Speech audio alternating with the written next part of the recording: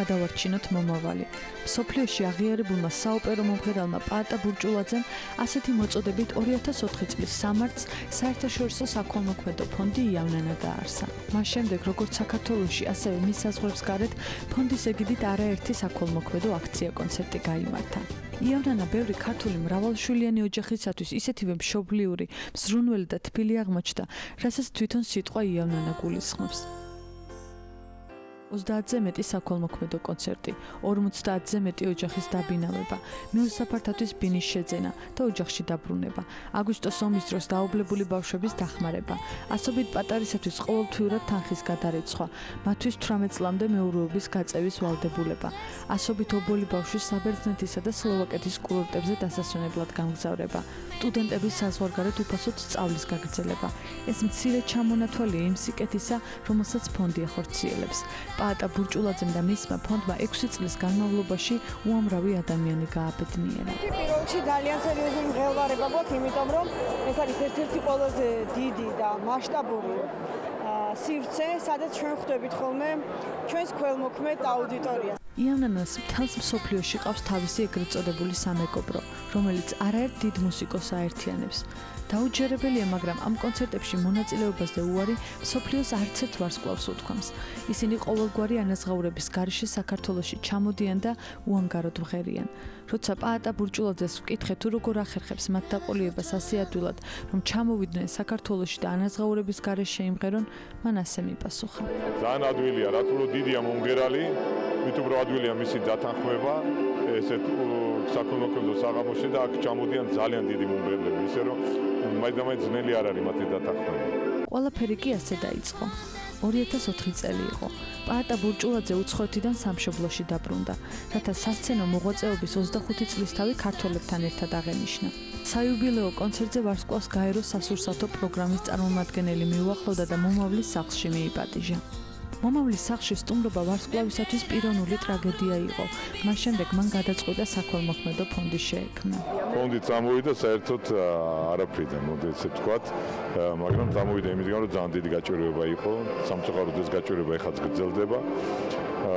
მაგრამ მთელი საქართველოს მხარდაჭერით ძალიან ბევრი ბავშვი დაუბრუნდა უკვე თავის მშობლიურ დედას და მამას და სახლს მიიღო და სწავლის პული აქვს ბევრი და სწავლაც შეუძლია, ესე რომ ჩვენ ბედნიერები ვართ, რომ ასეთი დიდი საქმე ერთობლივად კეთდება. ყველა აქცია, რასაც ფონდი იავნანა აწყობს, გულწრფელობით გამოირჩევა. ცდილობენ მაყურებელს ის შესთავაზონ, რაც ძალიან მოსწონთ. ასევე გააცნონ ბავშვი თუ ოჯახი, მისი პრობლემაც მათ ძალიან სტკივათ. ამბობენ იავნანა სასწაულებს ახდენსო. სასწაულებს იავნანა კი არა, ქართული საზოგადოება ახდენს. და ამის დასტურია 30-30-ზე შესული ზარები და SMS-ები, რომლის საშუალებითაც უამრავ ოჯახს ეხმარებიან. ვიცით რა, ჩვენ სულ ამბობთ, რომ ჩვენ არ გვაქვს ძალიან ბევრი ფული, მაგრამ ყველა ადამიანის ტკივილი ვცდილობთ, რომ გულთან მივიტანოთ და შემდეგ სხვას მოუყვეთ მასი გასაჭირის შესახებ და რაღაცნაირად ისე ხდება ხოლმე, რომ ჩვენ ვაკავშირებთ იმ ადამიანებს, ვისაც უჭირს და ვისაც მათთვის დახმარება შეუძლია.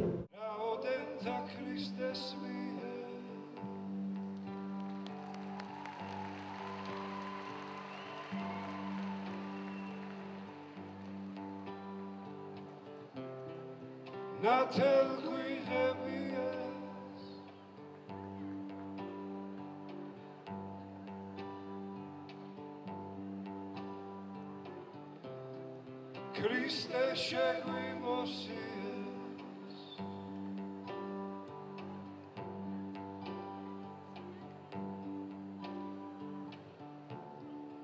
Hallelujah 24 მაისს სპორტის სასახლეში იავნანას მიერ კიდევ ერთი საქველმოქმედო კონცერტი გაიმართა, რომელსაც სრულიად საქართველოს კათოლიკოს პატრიარქი უწმინდესი და უნეტარესი ილია მეორეც დაესწრო. როცა მისი უწმინდესობა აქ მობრძანდა, ყველა ადამიანმა სანთელი აანთო. მან სიტყვა წარმოთქვა, სადაც ის ისტორიული ფაქტი აღნიშნა, რომელიც საქართველოში პირველად მოხდება. ისევ პაატა ბურჭულაძის თაოსნობით და ისევ მთელი საქართველოს გაერთიანებით. მახათას მთაზე თბილისში შენდება ყოვლადწმინდა ღვთისმშობლის ივერიის ხატის სავანე და ტაძარი. ეს არის მეტად მნიშვნელოვანი მოვლენა ჩვენს ისტორიაში და ბატონმა პაატამ აიღო ასეთი სულიერი პასუხისმგებლობა, რომ აქტიურად მიიღებს მონაწილეობას ამის მშენებლობაში. ვინც კი დასაქმებულია საქართველოში, მას თქვენი ლოცვა-კურთხევით ექნება საშუალება, რომ 1 ლარი ყოველთვიურად გადაურიცხოს ამ მშენებლობას. არავისგან არ იქნება მიღებული 2 ლარი. ყველამ უნდა მისცეს 1, რადგან ეს იყოს თანაბრად აშენებული ყველა ქართველისგან, ყველა მართლმადიდებელისგან. თუ ვინმე შემოიტანს 2 ლარს, ეს გადაიხდის 1 თავისთვის და 1 კიდევ იმ ადამიანისთვის, ვისაც არ აქვს ამის საშუალება.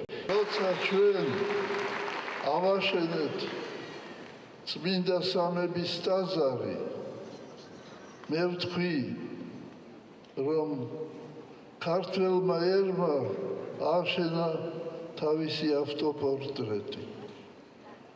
ეს იქნება მეორე ავტოპორტრეტი ქართველი ადამიანის. საღამომ ყველაზე მეტად სტუდენტები და ახალგაზრდები გააერთიანა, რადგან სცენამაც საყვარელ შემსრულებლებს მგზავრებს ფრანს, ნიაზ დიასამიძეს, სალომე კორკოტაშვილს, ნიკოლ შოუს და სუხიშვილების ასაფარს დაეთმო. შემსრულებლების გარკვეული ნაწილი პირველად იღებდა იავნანას კონცერტში მონაწილეობას, ამიტომ მათთვის ეს დღე ფრიად საპასუხისმგებლო იყო. პირველ რიგში მადლობა ღმერთს, რომ მოგვეცა საშუალება, რომ ამ ხალხს თურმე ჩვენი სიმღერით შეიძლება ვიღაცას დავეხმაროთ რა და ჩვენც ჩაგთვალეს ღირსებად, რომ ამათთან ერთად ჩვენ შეგვიძლია ესეთი რაღაც. ამ ოჯახში რომ გავწევრიანდით დღეს და მოვინათლეთ, ამისთვის ძალიან ბედნიერები ვართ. აქციები რაც მეტი იქნება და ესეთი ხალხი მით უფრო კაია და ღვთისმადლით აგერ არის ეს ხალხი და პაატა არის და მის გარშემო ძალიან ბევრი ხალხი და ჩვენც ღვთაწილად ბედნიერება რომ შეგვიძლია პატარა ერთი წვეთი შევიტანოთ ამ ზღვაში. ძალიან დიდი მნიშვნელობა აქვს შემთხვევით ამ კონცერტს და ზოგადად ესეც იავნანა აკეთებს, იმიტომ რომ ძალიან კეთილ საქმეს ემსახურებიან და მე ყოველთვის გვერდზე დაუდგები იავნანას, სადაც არ უნდა ვიყო და რასაც არ უნდა ვაკეთებდე, იმიტომ რომ ძალიან დიდი პატივია და მინდა ყოველთვის დავეხმარო ეს ხალხს, ვისაც სჭირდება დახმარება. სპორტის სასახლეში ამჯერად 3 ოჯახს გადასცეს ბინა. რამდენიმე სტუდენტს კი შესაძლებლობა მიეცა სრულიად უანგაროდ სხვადასხვა ქვეყნებში გაეგრძელებინა სწავლა. პაატა ბურჭულაძის მოწოდება ერთად გადავარჩინოთ მომავალი უკვე გასცდა მხოლოდ მოწოდების ჩარჩოს და პროექტად იქცა.